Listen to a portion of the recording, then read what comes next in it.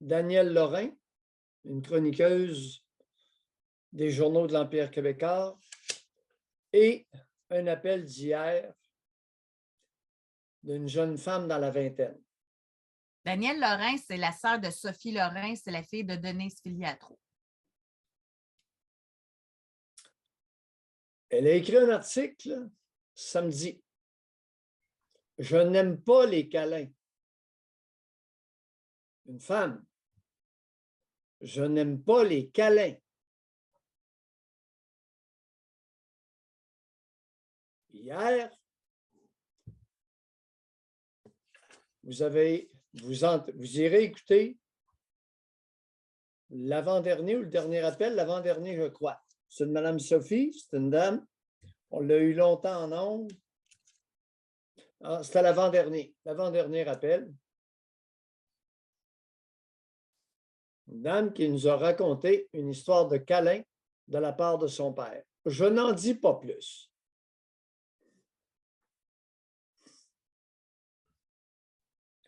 Au câlin, on va associer les bisous maintenant. Je vais commencer par les bisous.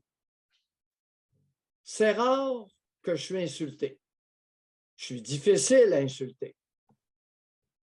Mais une femme qui se présente devant moi, puis qui se tourne la face, puis qui veut que je l'embrasse sa joue, c'est fuck you. C'est une attitude qui m'insulte d'emblée. Non négociable, la nouille. Ton signe d'asservissement, garde-le pour les autres. Ah, c'est vrai que ça fait embrasse-moi. C'est vrai que ça fait ça. C'est un signe de soumission. C'est un signe de domination de sa part sur moi. Fuck you. J'avais pas vu ça comme ça, mais maintenant que comme homme, là, je comprends. Parce que l'homme ne fait pas ça, là. L'homme ne fait pas ça de même. C'est vrai que c'est la femme qui fait ça souvent. Mais même envers d'autres femmes, en passant. Maintenant, les câlins. Aïe, aïe, aïe. Les câlins sont apparus il y a 25-28 ans dans les attitudes chez les Canadiens français qui vivent au Québec. Ça a été graduel, intrafamilial et social. C'est beaucoup plus délicat. Bon, c'est sûr que un câlin à une femme qui me plaît et à laquelle j'ai l'impression de plaire, il n'y en a pas de problème pour moi. Bon.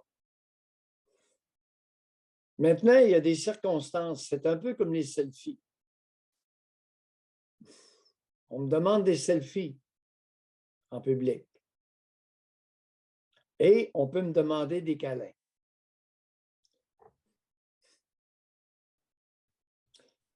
C'est beaucoup plus délicat, cette histoire de câlins-là. Alors, selon qu'ils sont intrafamiliales, professionnelles, sociales.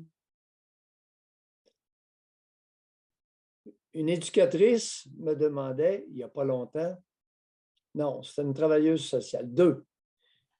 Éducatrice de garderie avec des enfants de 3-4 ans qui demandent des câlins et travailleuse sociale qui a à déplacer des enfants qui se font demander des câlins par les enfants maintenant. Alors, c'est à discuter parce que ce n'est pas un geste anodin. Il y a toutes sortes de circonstances. Alors là, on n'est plus...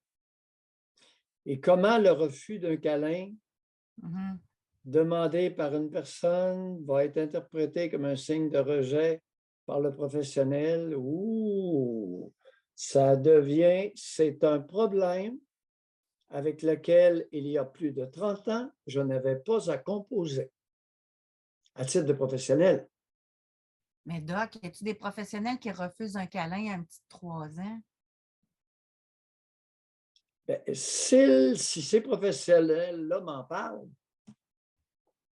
les 3, 4, 5, 6 ans, c'est qu'elles ont un problème avec ça.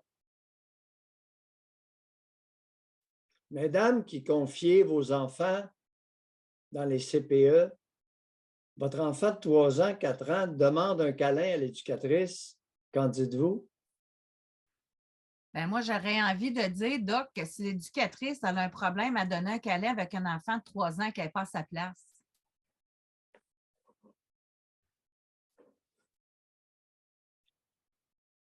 Mère d'enfants confiée à des garderies, soit privées ou publiques, pas d'importance. Que répondez-vous à Josée, à ce qu'elle vient de dire? Votre enfant a 4, 5, 6 ans. Soit la gardienne ou l'enseignante. Voyons donc. Y a-tu des mères qui sont jalouses parce que leur enfant va faire un câlin à leur.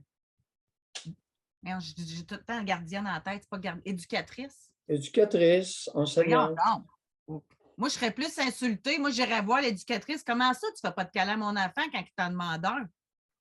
Moi, ça serait bien plus ça. C'est moi qui n'es pas correct, là? Ou, Mesdames, à vous de réagir dans votre diversité.